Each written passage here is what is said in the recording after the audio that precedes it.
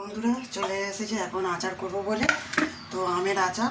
তো সকালবেলা আমটা কেটে নুন হলুদ মাখিয়ে রোদে শুকনো করেছি, একবেলা শুকনো করে নিয়ে চলে এসেছি। তো এই দেখো বন্ধুরা, একবেলা শুকনো করেছি, একটু রস মরেছে।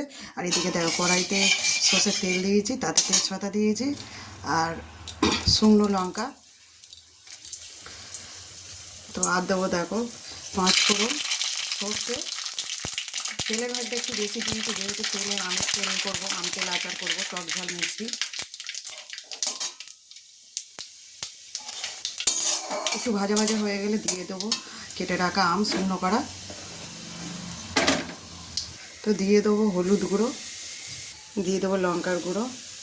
একটু কড়াইতে তেলের ওপর ভেজে নেবো মশলাটা। এরপর দিয়ে দেবো আমটা ভালো করে ভাজতে থাকবো চুলোতে, যতক্ষণ না রসটা, যে রসটা থাকে সেটা যতক্ষণ না মরছে।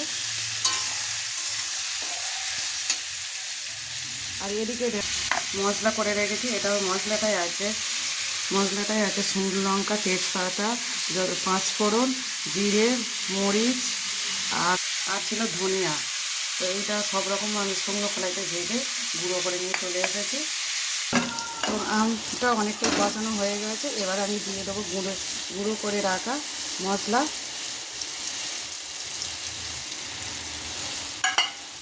একটু ভালো করে নাড়াচাড়া করে নেব। তো এবার দিয়ে দেবো চিনিটা দিচ্ছি একটু মিষ্টি হওয়ার জন্যে, ঝাল মিষ্টি টক সব রকম হওয়ার জন্যে।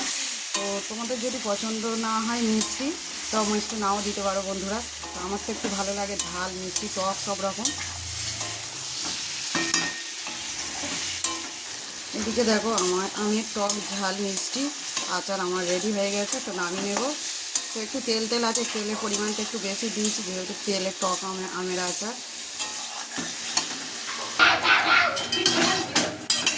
তো আচারটা ঢালছি বন্ধুরা।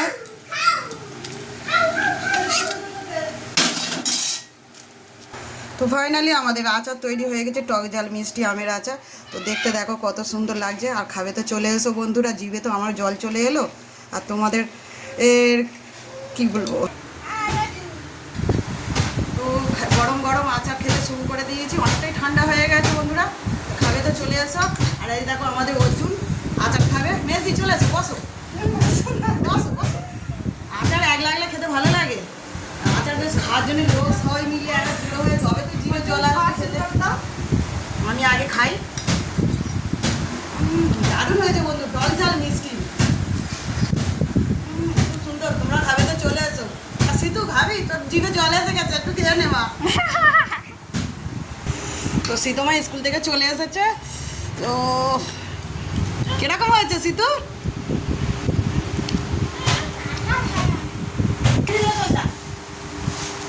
দারুণ খেতে বন্ধুরা, তোমরা খাবে তো চলে এসো। দারুণ খেতে, টক টক ঝাল ঝাল মিষ্টি মিষ্টি, সেই টক ঝাল মিষ্টি।